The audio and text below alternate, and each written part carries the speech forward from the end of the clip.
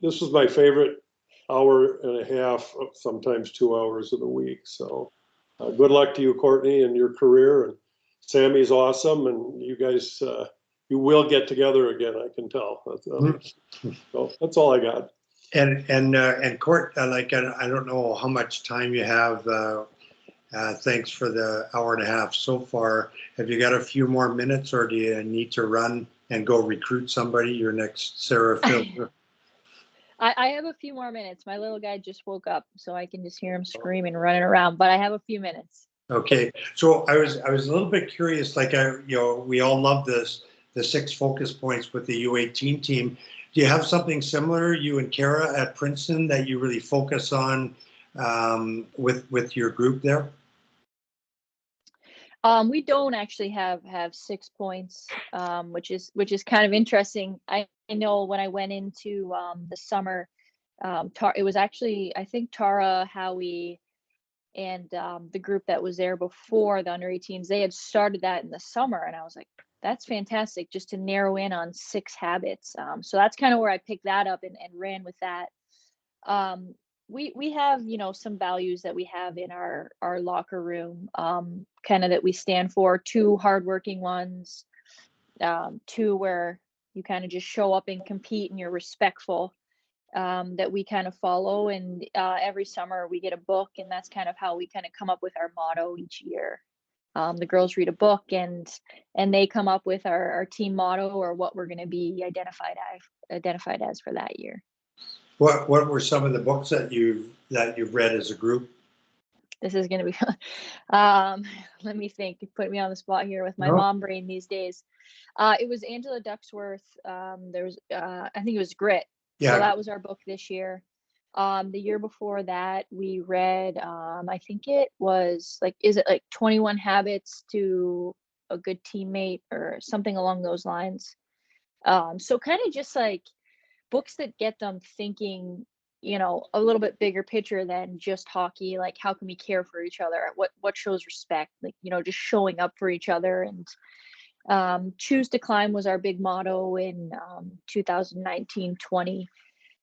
And I think that was a great motto, just every day choosing to continue to work hard, no matter how big that mountain kind of is. And again, at the Ivy League, I think there's a lot more stress factors that go into their lives than just playing hockey. And so I think that was a great motto that year. And was that, I'm guessing, was that the year you rock climbed as a team builder? Yeah. It would have fit really well. Go ahead, Wally. I just had to mention when the national Canadian team centralizes, that's a long time together. It's a whole different ball game there. They play in a AAA midget hockey league, so it's realistic relative to preparation. But one of the most important things I remember, Tim, and it might have been the Torino year, I'm not sure. I was working with scouting and player development, but I happened upon a sign in Calgary where I was coming to a crosswalk, and the city had built these sort of billboards at the crosswalk. Look out for each other. And that was sort of the line that became put on the T-shirts and the sweaters and the back of the team. So those things are extremely important, that they go into the team building that you do, and the trust and respect you have to care for each other and actually love each other to get through the season and the journey. And we've talked about that often on this group. And I'm going to see if Kim's got something to add here. Go ahead, Kim. Thanks, Wally. Yeah, actually, I had a question, Court, about, obviously when you're recruiting players for Princeton or with the U18 national team, what are the skills that you see as differentiators that are sort of cementing players' spots and teams? Or I guess the flip side of that is, what are the skill areas that you really see as missing? Oh my gosh, if all these girls could come in at this Team Canada event or into their first year at Princeton with this? Like, is there something missing, or is there something that is like really making players stand out that they've developed in their minor hockey career? That's a great question. I think just from, watching the midget level or the under 18 and the junior and then heading into the national program, I think one of the biggest areas, like for me at least personally, is does the puck progress with that player or does it end? Are you putting your teammate in a better spot, or are you turning everything into one-on-one? So, you watch a lot of these junior games and you see a lot of these players, they have great hands and they're toe dragging and they're successful at that age. But at the next level, there's no way that's going to work. So that puck's not progressing with them. It's ending with them. And I think that's a really big thing. And with those triangle plays, one of those habits that we had talked about, how are you creating 2-on-1s around the ice? So that includes the support player needs to be in an area where that player can make a pass with the puck. So I think that's a really big thing, because nowadays everyone's jumping on the ice and doing all these individual skills, but they're not working on how to attack space to create space, or how to support a player, how to, pull the D in, be patient, and allow someone to come into that space before you move that puck. So I think that's a really big thing that I focus on when watching at that age group. And I definitely think it's a deficit in our game these days. Courtney, I'm going to introduce Tom Malloy. Tom has coached every level. He's coached women college, men's university, won a national championship with his college teams, coached both men and women. But last year he coached with Cassie Campbell and his son, who is a lawyer, a U13 girls team in Calgary. And he's moving up to U15 girls, and he's coached midget AA and AAA girls before. But he did something this year that relates to what you've suggested. Like, watching boys hockey is hard because it's 1-on-5 hockey. And Tom's U13 team played in a boys league this year, one of 2 teams in the city of Calgary. And the most important thing that they don't do is pass. It's all toe drag. It's all try to do it yourself. And when they aren't even aware of options, let alone people trying to get open for them. So I'm going to ask Tom. I don't know if where are you? There you are, Tom, to talk about the mother who kept track of passes and the count. And you followed up with a Flames game because of that experiment, but you simply outpassed teams and managed to get to the city final. And Tom's a let the game teach philosophy guy, pure hockey sense. So go ahead, Tom. Introduce yourself and tell your story this year, and in terms of Courtney's identification of the lack of hockey IQ. Courtney, it's been great listening to you. My biggest influencer was Johanni Wallsten in Finland. He was captain of Finland for years, kind of started the way they coach now. And his whole philosophy as a game is a greatest coach. And we worked together for years. And I've gone down to the States, Pennsylvania. There's this coach called Court Dunn, and I got the idea of tracking the passes from him, and that's the only stat he worries about. And at the end of the game, everybody knows who made the most passes, etc. And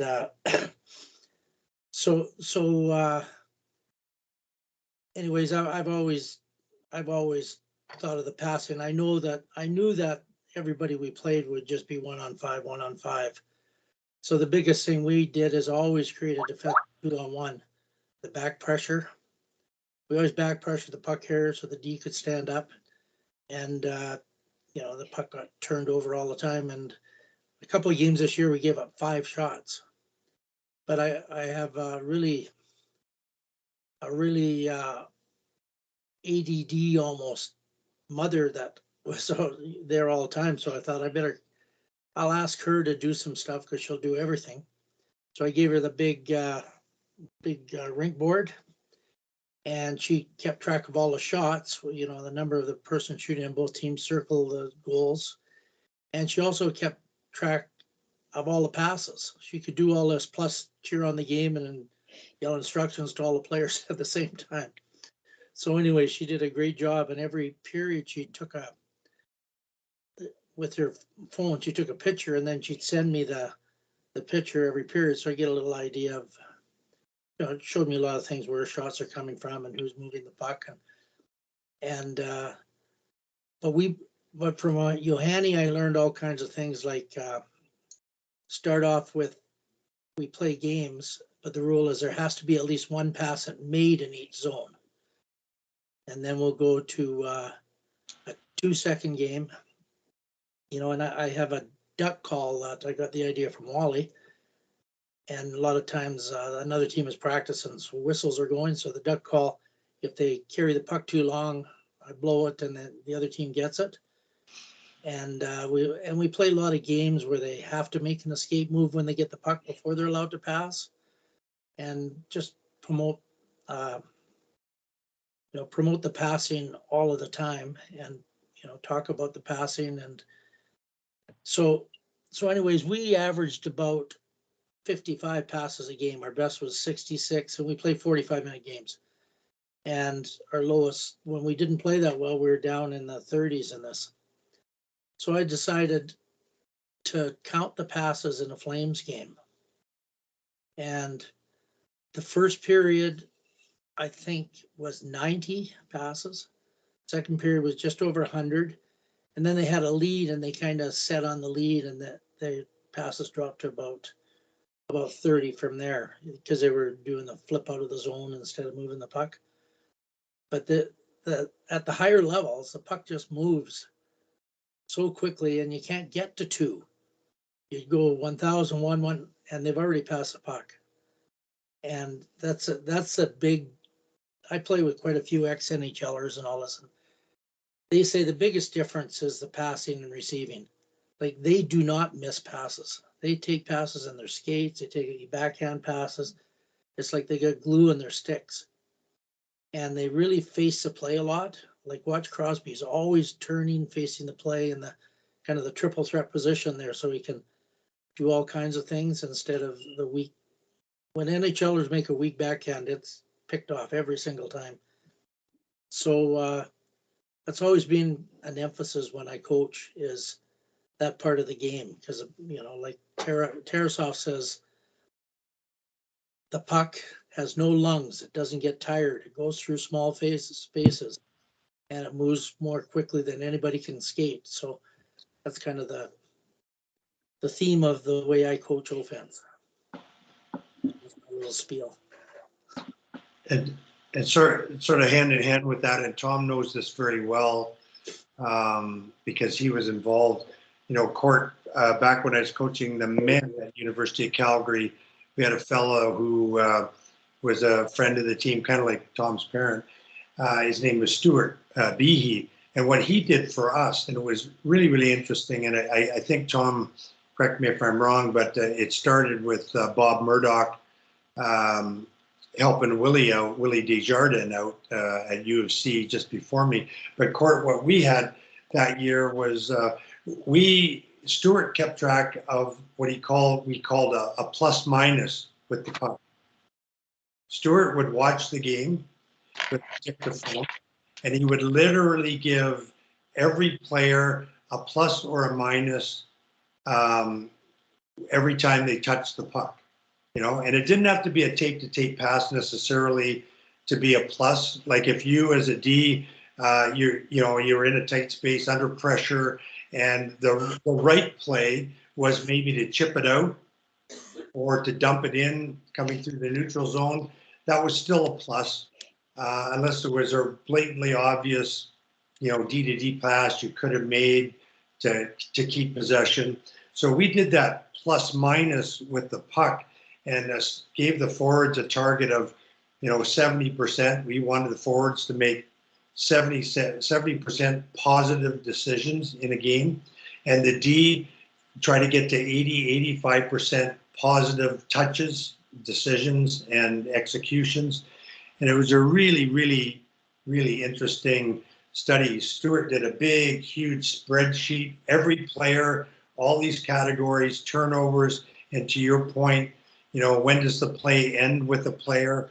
And is there a player that consistently, you know, turns the puck over or just needlessly gives it away to the other team? So it was a really, really interesting study and fascinating stuff that we could draw from it, including, you know, power play. Obviously, you've got the puck more, and we knew that we would need to make, you know, I think it was, if I remember correctly, 8 to 10 like positive touches on average with the puck per minute on the power play in order to generate scoring chances. It was really, really interesting. So Yeah, just we Stuart, played. Murdoch played with Stuart and I on a men's team, and he told us about that, and he said that's the only stat. Like, he was coach of the year for Winnipeg, and he said the only stat he cared about was that. And he said if the team made 60%, you know, pluses, you had a good chance of winning. 65%, you probably clobbered the other team, and below 60%, you're probably going to lose a game. So you never want to be the last, like Courtney said, you don't want to be the last one to touch the puck. You know, you got to continue the play on, and that was the big thing about that. It shows a lot about you know, all that kind of thing. And the thing about Stuart, he's an engineer, so he could do this and have all these charts and everything that nobody else in the world could do, I'm sure. But he's a pretty smart guy.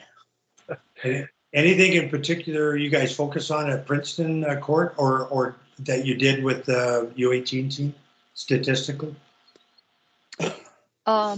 Statistically, I would say like one of the biggest things we focused on. So we did have a lot of shots, but were they quality, or were you coming in outside the dots, just throwing the puck on, and then now technically that's a turnover because the other team's picking it up and they're breaking it out. So I think that's definitely an emphasis we put on, especially with the under 18 team, is teaching these players, you know, what is quality versus quantity.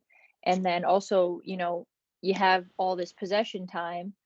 Are you just throwing the puck on net and allowing them to break out when they're tired, or are we changing with possession and then getting a grade A scoring chance with our fresh players that come on? So not allowing them to change when we do have tons of possession in the O zone. So we didn't quite, I wouldn't say we like tallied tracked it, but it was something that we definitely put emphasis on each and every game. And did you try to and we all know it's difficult lots of times with the U18 team, you had your 6 habits. Did you try to track the stick lifts? Did you try to track the sort of the good box outs and that sort of thing, so you could give the players like quantitative quality feedback in that way?